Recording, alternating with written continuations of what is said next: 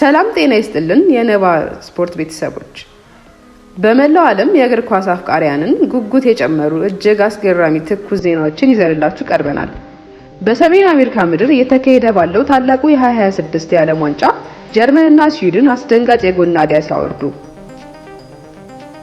በሌላ በኩል ደግሞ በትልልቆቹ የአውሮፓ ክለቦች መካከል ያልተጠበቁ የዝውውር ስምምነቶች በይፋ ተደርገዋል።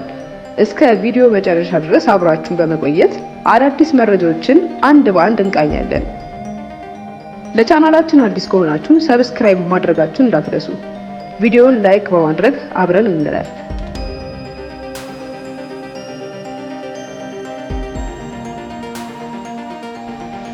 የዓለም ዋንጫው አስገራሚ ጨዋታዎችና የጎል ናዳ። በቅድሚያ ወደ ዓለም ዋንጫው ጨዋታዎች ስንሻገር ትላንት ምሽትና ዛሬ አስገራሚ ውጤቶች ተመዝግበዋል።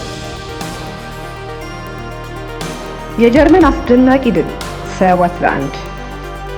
ማሽኑ ጀርመን በምድብ ባደረጋቸው ጨዋታዎች ኩራታው ላይ እጅግ አስደንጋጭ የ7-1 ድል በመቀናጀት የዓለም ዋንጫን ኃያልነት አሳይታለች። ዴኒስ ኡንዳብ፣ ሙሲያላ እና ካይ ሃቨርትዝ ድንቅ ጎሎችን አስቆጥረዋል። ስዊድን ቱኒዚያን አደቀቀች 4-1 በሆነ ውጤት። ትናንት በተደረገው ሌላኛው ጨዋታ ስዊድን በያሲን አያሪ እና በቪክቶር ጂዩኬሬስ አስደናቂ ጥምረት ቱኒዚያን 4-1 በሆነ ሰፊ ውጤት አሸንፋለች።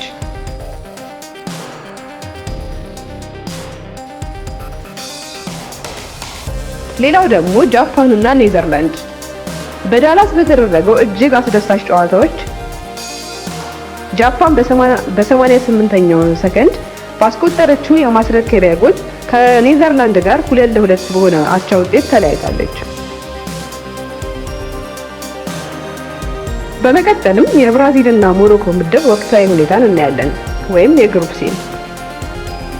ከትላንት በስቲያ ብራዚል እና ሞሮኮ 1-1 በሆነ አቻ ውጤት መለያየታቸውን ተከትሎ በምድብ ሲ ላይ ያለው ፉክክር እጅግ ጠንክሯል። በአሁኑ ሰዓትም ሄይቲን 1-0 ያሸነፈችው ስኮትላንድ ምድቡን በ3 ነጥብ እየመራች ሲሆን ብራዚል እና ሞሮኮ ግን ወደ ቀጣዩ ዙር ለማለፍ በቀጣይ ጨዋታዎቻቸው ላይ የግድ ማሸነፍ ይኖርባቸዋል።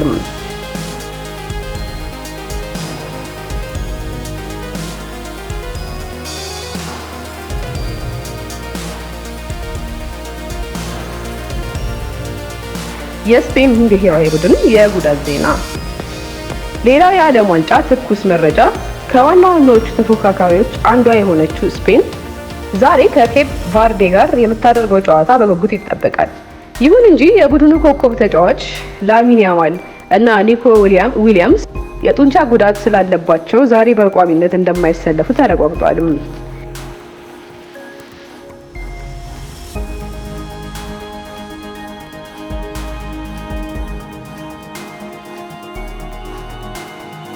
አሁን ደግሞ የዝውውር ዜናዎችን እናያለን። እንግሊዝ ፕሪሚየር ሊግ የዝውውር መስኮቶች በይፋ ተከፍቷል።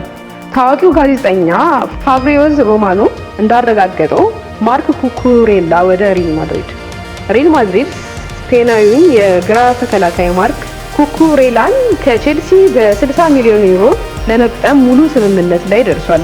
ተጫዋቹ የጆዜ ሞሪኒዮ ልዩ ምርጫ መሆኑ ተገልጿል።